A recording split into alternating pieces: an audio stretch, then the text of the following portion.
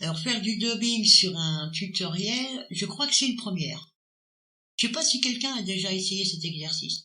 Mais c'est un peu comme traduire les modes d'emploi. C'est le truc que personne ne veut faire parce que c'est vraiment chiant.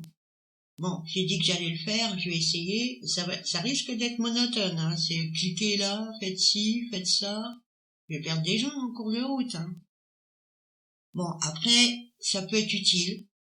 Voilà, si je peux aider des gens à comprendre certains tutoriels. Je vais voir, on va voir.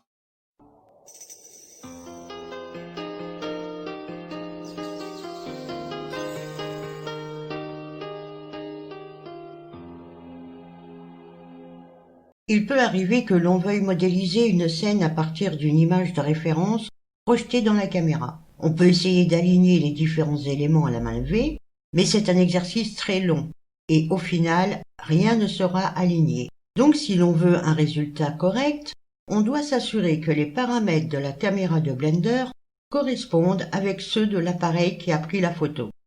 Avant, on pouvait utiliser l'add-on Blam, mais il n'est plus compatible avec les versions récentes de Blender. Mais le mec qui a développé cet add-on l'a intégré dans son logiciel FSpy. Et ça, c'est plutôt bien, parce que FSpy est open source, et qu'il est autonome, ce qui veut dire que l'on peut l'utiliser avec d'autres programmes, comme Maya ou After Effects par exemple. Le site web propose un tutoriel qui est assez simple et facile à comprendre. Il faut d'abord télécharger le programme depuis le site officiel fspy.io. En cliquant sur le bouton vert, on se retrouve sur GitHub. Et là, la procédure n'a rien de particulier.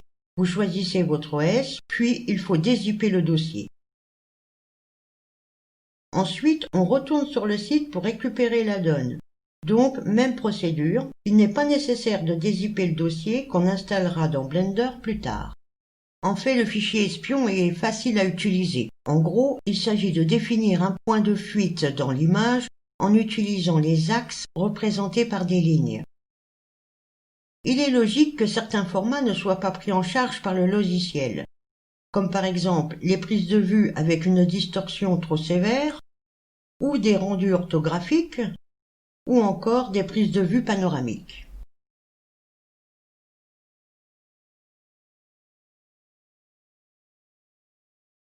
Il suffit de glisser l'image de référence directement dans le logo. Tyler utilise une image de salle de bain. Bon.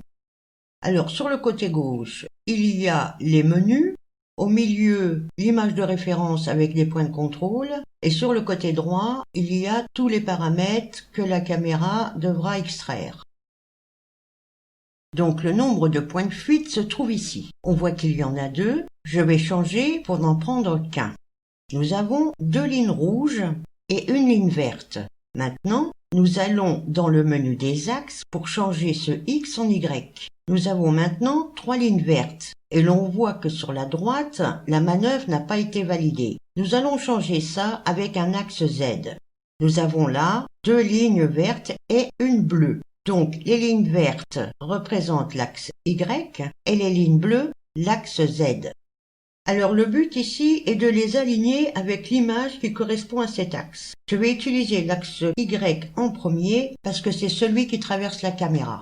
On peut maintenir la touche majuscule enfoncée pour zoomer. Je vais prendre cette ligne ici et la faire correspondre avec la base de la porte de la douche. Et vous pouvez voir cette ligne plus fine qui se détache pour rencontrer l'autre ligne. C'est le point de fuite de l'axe Y.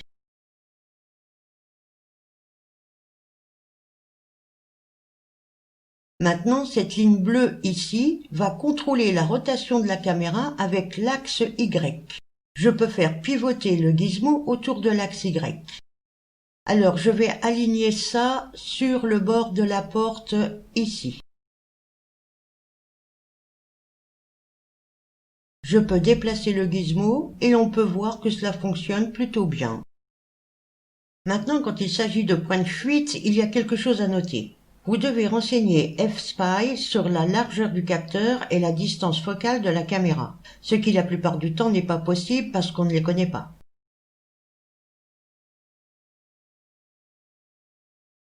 Peut-être qu'en jouant ici, on pourrait essayer les paramètres et voir si ça fonctionne. Mais cela implique trop d'estimations approximatives. On pourrait utiliser 2 points de fuite. Mais je tiens à dire que je l'ai fait avant d'enregistrer cette vidéo. Mais finalement, je suis revenu à un seul point de fuite, car dans ce cas particulier, cela a bien fonctionné pour moi. Je veux aussi vous faire remarquer que pour une raison quelconque, j'ai mis le Y au lieu du X dans l'exemple. Je vais donc le changer. Alors quand nous serons dans Blender, on verra que le X s'éloigne de la caméra et le Y sera perpendiculaire. Ce n'est pas si grave, mais je voulais le souligner. De toute façon, je voulais parler d'un exemple d'utilisation avec 2 points de fuite avant de passer à autre chose. Nous passons donc à 2 points de fuite. Vous voyez que nous avons maintenant 2 axes Z. Je vais apporter celui-là pour le faire correspondre à cette ligne ici. Et je veux vous montrer quelque chose dont il faut faire attention. Nous pouvons voir maintenant que le gizmo a disparu et que sur la droite les données sont invalidées. C'est essentiellement parce que les parallèles sont l'une à côté de l'autre ou qu'elles divergent au lieu de converger et qu'il ne peut pas y avoir de point de rencontre à aucun moment. Et comme je l'ai dit précédemment, FSpy s'appuie sur des points de fuite. Donc, un bon moyen de s'assurer que cela ne se produise pas est de choisir des lignes à l'extrême opposé dans l'image.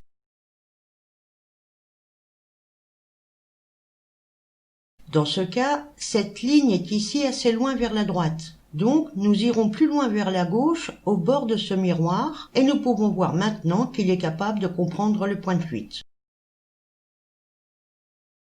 Le gizmo arrive ici, et ça a l'air plutôt bien dans l'ensemble. Le but ici est d'avoir des lignes avec un angle entre elles, de sorte qu'elles finissent par converger en un point.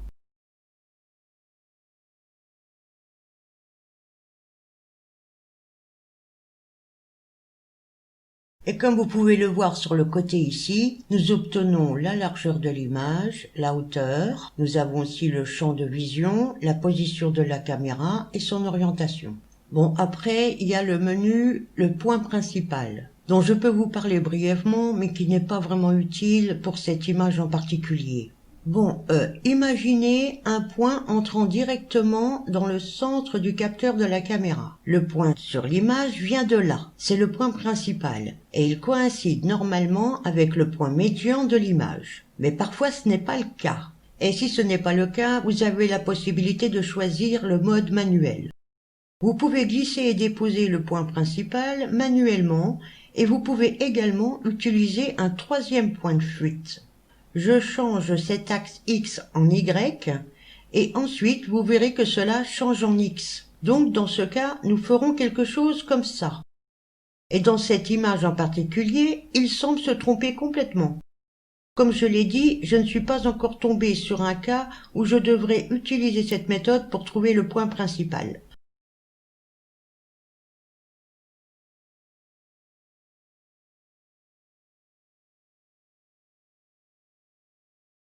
Donc, dans ce cas particulier, je vais juste revenir à un point de fuite. Dans le menu 3D Guide, vous pouvez apporter différents objets pour voir comment ils se comportent dans la scène. Cette ligne correspond bien à la base de la porte de la douche ici. Celle-là correspond assez bien à la plinthe.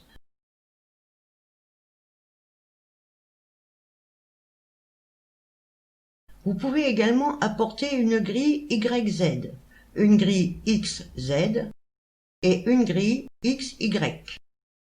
On est allé assez loin dans les paramètres pour cette vidéo.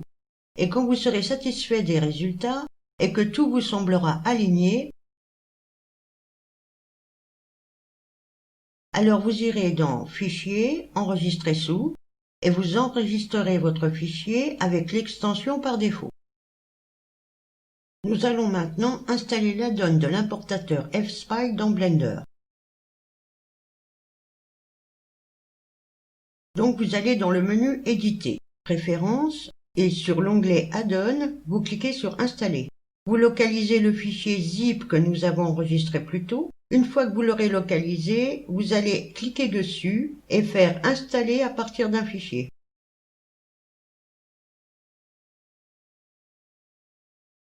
Ensuite, revenez à la fenêtre des add-ons et tapez FSpy. Vous verrez ici Import-Export FPy Projet. Il suffit de cocher la case pour l'activer. Si vous allez dans le menu Import, vous verrez FSpy ici et vous pouvez cliquer dessus pour accéder au fichier espion que vous avez enregistré. Vous verrez qu'il charge l'image d'arrière-plan et définit les paramètres de la caméra, la rotation, la position, l'angle de vue et la distance de focale. Maintenant, vous pouvez passer en mode caméra et commencer à aligner les objets dans la pièce. Donc, dans mon cas, ce que je vais faire, c'est ajouter un plan. Déplacez-le sur l'axe Z jusqu'au sol, au bord de la ligne du mur, ici même. En mode édition, attrapez le côté et tirez sur l'axe Y de cette façon. Et si ce n'est pas parfait, ça n'a pas besoin de l'être. Ça doit juste être assez bon pour vous.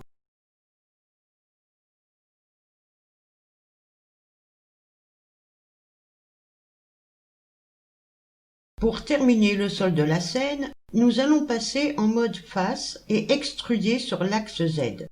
Maintenant, je vais étirer ça pour que la caméra rentre dans la boîte. Ensuite, je passe en mode fil de fer. Bien, vous pouvez voir que le plafond n'est pas assez haut.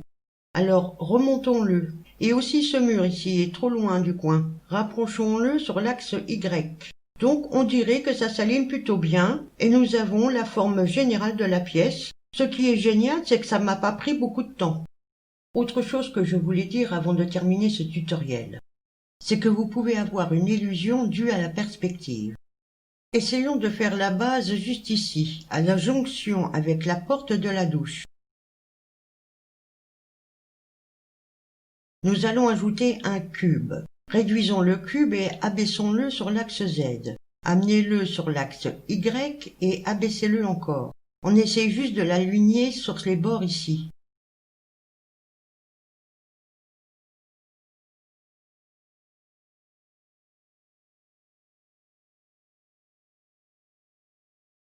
On va l'étirer comme ça. Il a l'air plutôt bien, mais si je passe en mode solide, vous vous rendez compte qu'il n'est même pas dans la pièce. C'est une illusion de perspective 3D. Alors ce que je suggère dans cette situation, c'est d'aligner d'abord ce qui touche les murs. Nous savons avec certitude que cet objet doit toucher le sol et le mur du fond. Alors mettons-le comme ça.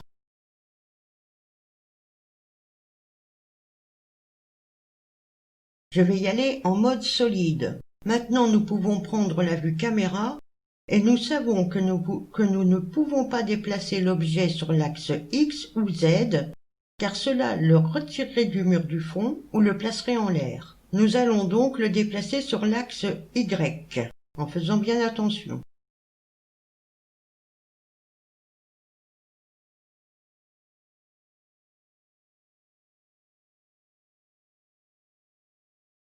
Je pense qu'on peut aussi le déplacer sur l'axe X. Maintenant, ça a l'air plutôt bien. Pas d'illusion bizarre. Ça touche le mur du fond et le sol. C'est un bon début pour modéliser une salle de bain. À partir d'ici, c'est vraiment juste une question d'aligner le reste des objets dans la pièce. Évidemment, vous n'allez pas modéliser chaque chose dans cette salle de bain.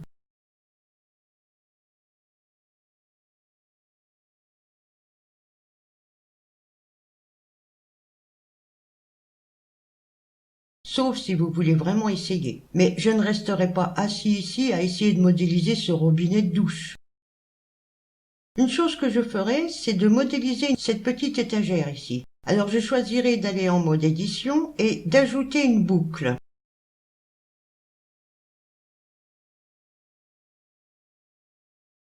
Donc je vais juste appuyer 2 fois sur G pour faire glisser jusque-là. Ajoutez-en une autre et faites-la glisser également.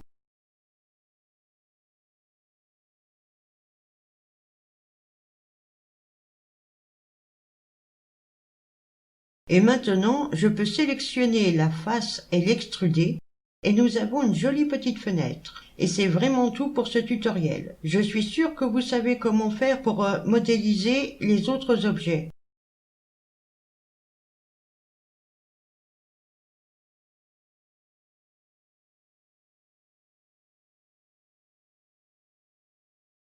Alors voici l'image que j'ai obtenue. Ce n'est pas parfait, mais je suis vraiment content. C'est plus proche de l'image de référence qu'elle l'aurait été si je l'avais fait à main levée. Ce tutoriel est fini les gars. Merci d'être restés jusqu'à la fin et si vous avez apprécié, partagez cette vidéo.